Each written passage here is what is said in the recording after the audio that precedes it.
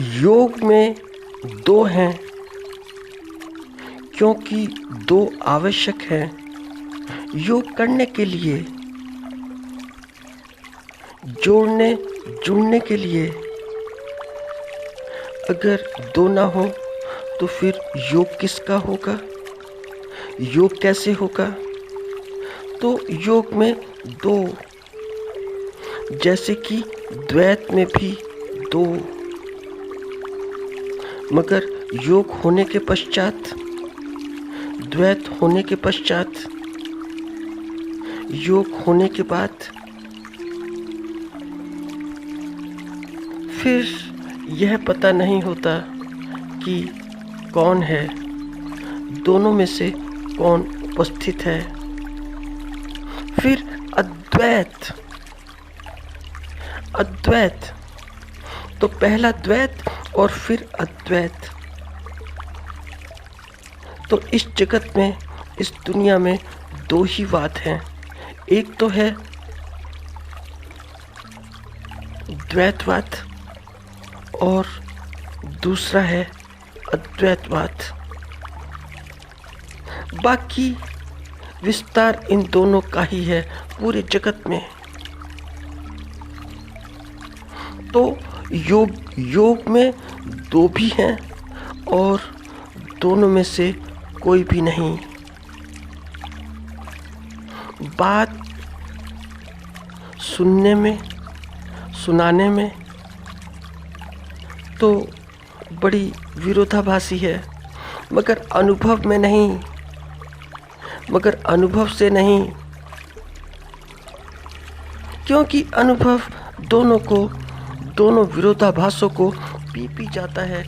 इसीलिए योग बड़ा बड़ा अद्भुत है, बड़ा बड़ा अद्भुत, क्योंकि योग में द्वैत भी है और अद्वैत भी, दोनों दोनों। और यदि पहले द्वैत को लें तो द्वैत बड़ा बड़ा विस्मयकारी है। द्वैत बड़ा बड़ा विस्मयजनक है, बड़ा बड़ा अमेजिंग है। द्वैत का अर्थ क्या? द्वैत का अर्थ दो। द्वैत का भाव क्या? द्वैत का भाव दो का योग। और कौन दो? कौन पहला और कौन दूसरा? तो पहला अस्तित्व और फिर दूसरा मैं और अस्तित्व का योग, मैं और अस्तित्व का संयोग। और ध्यान रखना, बोलना पड़ता है कि जैसे अस्तित्व अभी अभी मिला हो। कहना पड़ता है कि एक अस्तित्व वह पहले से मौजूद है, अस्तित्व पहले से है, वह सदा से है, वह हमारे आने से पहले भी था, अब भी है और जाने के बाद भी रहेगा। वह एक अलग की बात कि हम उसे देखें या ना देखें, इस बात से कोई फर्क नहीं पड़ता। यह बात कुछ ऐसी है कि जैसे पृथ्वी तब भी घूमती थी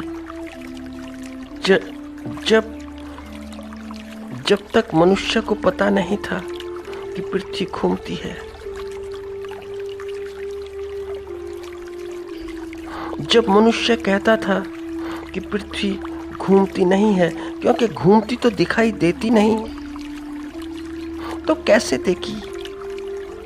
पृथ्वी घूमेगी तो क्या तुम नहीं घूमोगे?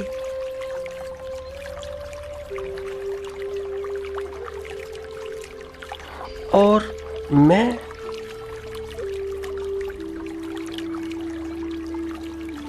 मैं जगत में आता जाता रहता है। मैं का इस जगत में आना जाना लगा रहता है, जैसे कि शरीर आता है जाता है। शरीर का आना जाना भी तो यहाँ पर ऐसा ही। मैं ऐसे जैसे कोई पानी का बुलबुला कि सरोवर के तल से उठा, थोड़ी हवा भरी, सतह पर आया नहीं, सतह पर प्रकट हुआ नहीं, थोड़ा फूला नहीं कि उसकी हवा निकल जाती है। तो बुलबुला उसी में लीन हो गया कि जिससे बाहर निकला था।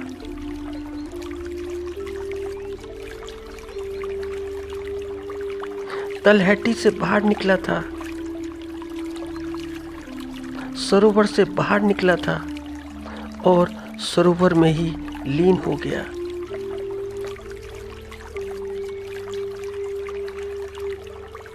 तो द्वैत के अनुभव बड़े रोमांचकारी हैं, द्वैत के अनुभव बड़े मस्त हैं।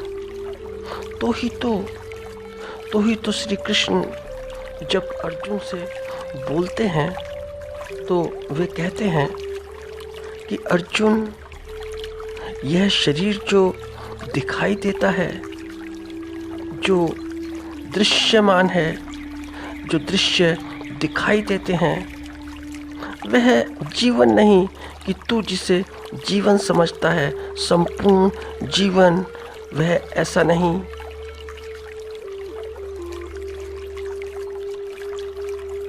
वह एक वस्त्र के अतिरिक्त और कुछ भी नहीं। वस्त्र, कपड़े और वस्त्र कितने भी नए हों, वे पुराने हो ही जाते हैं। वस्त्र फट ही जाते हैं।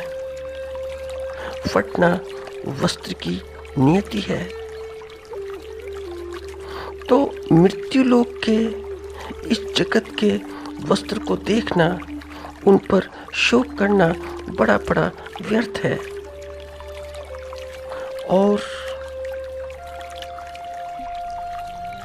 तुम अपने वस्त्रों को देखो, यह शरीर एक वस्त्र। तो जीवन में जीते जागते यह देखना अपनी ही आंखों से कि यह शरीर वस्त्र है, बड़ा रोमांचकारी है, बड़ा रोमांचकारी। यह वह अवस्था है कि जिसे हिंदू दर्शन विधेय कहता है। विधेय, ऐसे व्यक्ति को विदेही कहता है।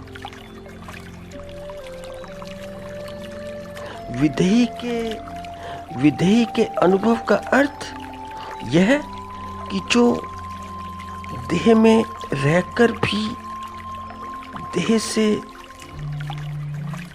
देह से अलग हो, बॉडी में रहकर भी बॉडी में ना रहता हो।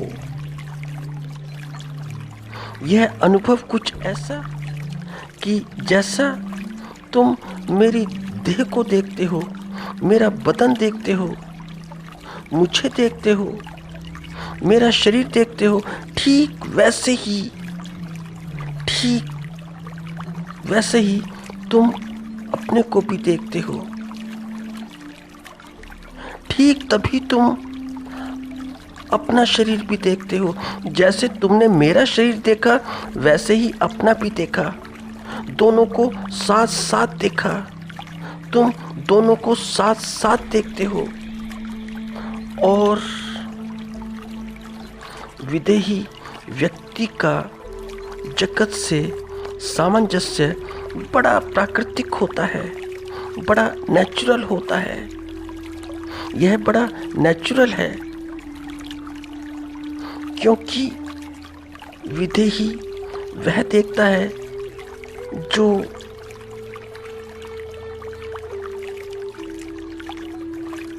देह में रहता है।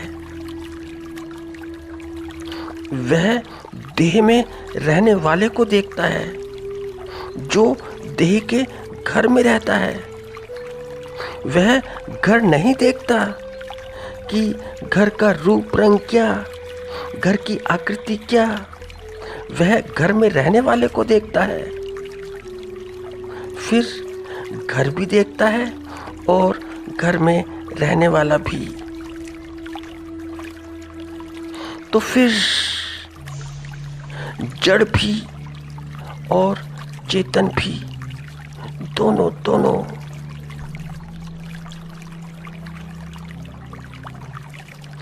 जड़ भी देखा और चेतन भी देखा, एक साथ देखा, एक दृष्टि में देखा। ये द्वैतवाद के अनुभव हैं। तो ये अनुभव है तो अद्वितीय, ये अनुभव है तो अतुलनीय।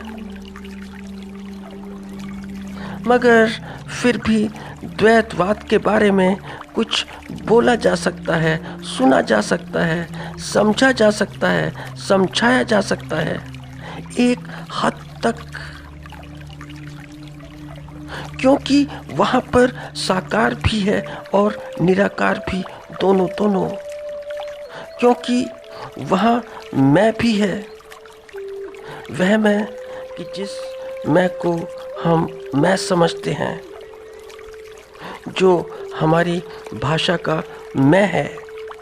तो जो हमारी भाषा का मैं है, तो वहाँ पर हमारी भाषाएं हैं, ऐसी भाषाएं कि जिससे हम परिचित, बहुत परिचित हैं, फैमिलियर हैं। क्योंकि वहाँ पर जड़ भी है, वहाँ पर शरीर भी है, वहाँ पर मन भी है। वह जड़ जो हमारा मनोशरीर है, जिसे हम जीवन समझते हैं। तो द्वैत में घर भी बड़ा महत्वपूर्ण है, होना ही चाहिए। घर इसलिए महत्वपूर्ण होना चाहिए क्योंकि इस घर में अस्तित्व रहता है, इस शरीर में अस्तित्व रहता है। तो हिंदू साकार की भी उपासना इसीलिए करते हैं। हिंदू ऐसे नहीं कि यूं ही साकार की उपासना करते हैं, उसका कारण ही यही है कि हिंदू साकार की उपासना करते हैं।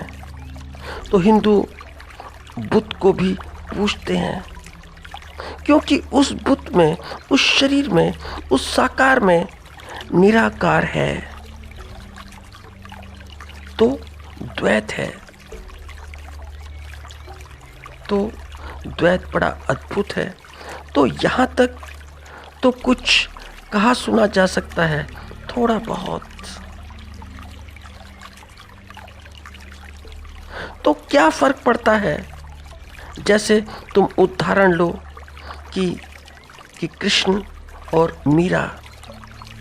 तो क्या फर्क पड़ता है कि कृष्ण पैदा कब हुए और राधा कब?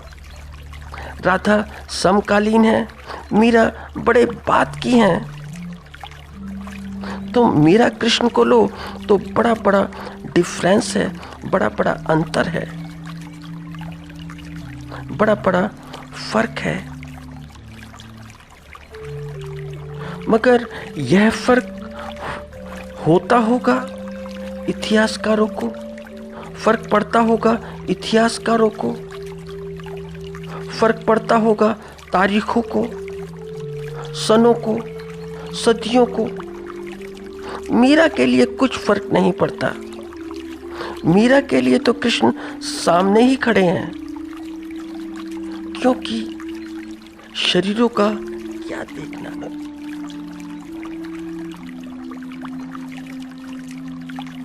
क्योंकि शरीरों का क्या हिसाब किताब रखना, शरीरों की क्या तारीखें याद रखना कि यह शरीर यहाँ कब आया, कि कब जगत में आए और कब चले गए।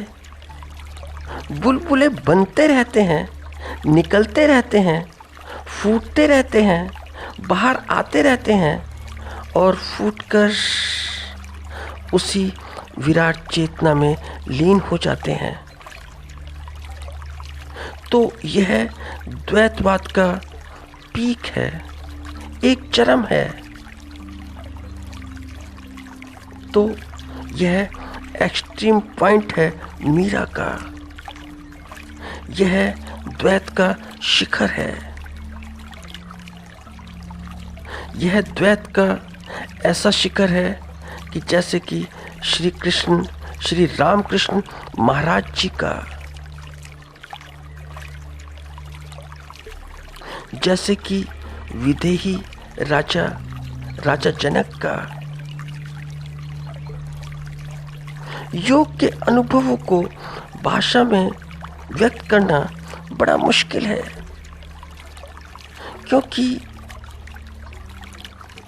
समय भाषा के लिए, हमारे लिए सर्वाधिक महत्वपूर्ण है, मगर योग के लिए नहीं, क्योंकि योग समयातीत है।